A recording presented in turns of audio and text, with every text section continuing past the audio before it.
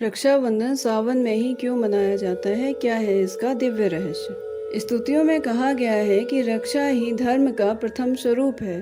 परंतु क्या आपने कभी विचार किया है कि जब वर्ष भर में 12 मास आते हैं, तब रक्षाबंधन का पर्व केवल सावन मास में ही क्यों मनाया जाता है? क्या यह केवल संयोग है, या फिर इसके पीछे छिपा है कोई ऐसा दिव्य रहस्य जिसे हमारे ऋषि मुनियों ने युगों पहले जान लिया था? आज की ये कथा उसी रहस्य का उद्घाटन करेगी। अतः अंत तक अवश्य बने रहिए और चैनल को सब्सक्राइब कर लीजिएगा।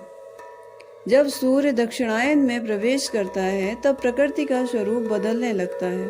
आकाश में घने मेघ छा जाते हैं, पृथ्वी हरित वस्त्र धारण कर लेती है, नदियां उफान पर होती हैं और समस्त सृष्टि नवीन जीवन का अनुभव करती है।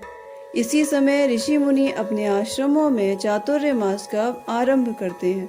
पुराणों में वर्णित है कि इस काल में देवताओं की अपेक्षा मनुष्य को अपने कर्मों और धर्म की अधिक परीक्षा देनी पड़ती है, क्योंकि वर्षा ऋतु केवल धरती को ही नहीं, मनुष्य के मन को भी विचलित करती है।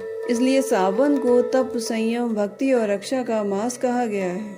एक प्राचीन कथा के अनुसार एक बार देवराज इंद्र और दैत्य के मध्य भीषण संग्राम छिड़ गया। दैत्य अत्यंत प्रबल थे। तब इंद्राणी, जिन्हें सची देवी भी कहा गया है, अत्यंत चिंतित हुई। वे देवगुरु बृहस्पति के चरणों में पहुंची और बोली, हे देवगुरु, मेरे स्वामी की रक्षा का कोई उपाय बताइए। तब देवगुरु ने वैदिक मंत्रों से अभिमंत्रित एक पवित्र सूत्र तैयार कराया। श्रावण पूर्णिमा के शुभ मुहूर्त में इंद्राणी ने वह रक्षा सूत्र इंद्र की कलाई पर बांध दिया। कहा जाता है कि रक्षा सूत्र के प्रभाव से इंद्र का आत्मबल जागृत हुआ, उनका मन भय मुक्त हुआ और अंततः देवताओं ने विजय प्राप्त की। यहीं से रक्षा सूत्र बांधने की परंपरा का विशेष महत्व बढ़ा। किंतु प्रश्न अभी विशेष है, श्रावण पूर्णिमा ही क्यों? ऋषियों ने बताया कि सावन का महीना भगवान शिव का प्रिय मास है। जब समस्त जगत शिव की उपासना में लीन होता है, तब वातावरण में सात्विक ऊर्जा की वृद्धि होती है। ऐसे समय में किया गया संकल्प अधिक प्रभावी माना जाता है। रक्षा सूत्र केवल धागा नहीं होता है, वह एक व्रत होता है, एक संकल्प होता है, एक प्रार्थना होती है कि हे ईश्वर, जिसकी कलाई पर ये सूत्र बंधे, उसकी रक्षा करना। स्कंद पुराण में श्रावण मास के महत्व का अत्यंत सुंदर वर्णन मिलता है। इस मास में किए गए जप, तप, दान और पूजा का फल अनेक गुना बढ़ जाता है।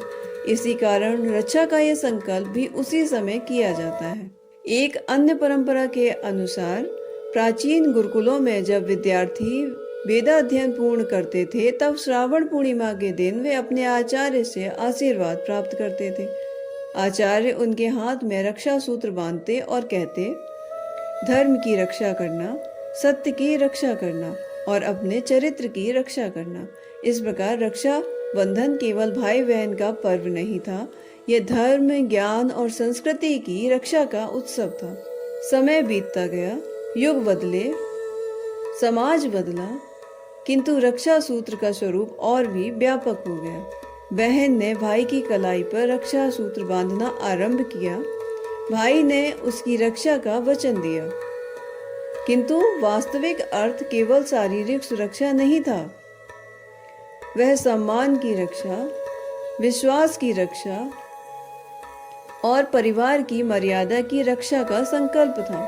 सावन का महीना हमें यह भी सिखाता है कि जैसे वर्षा की बूंदें सूखी धरती में नया जीवन भर देती हैं, वैसे ही प्रेम और विश्वास किसी भी संबंध को पुनः जीवित कर सकते हैं।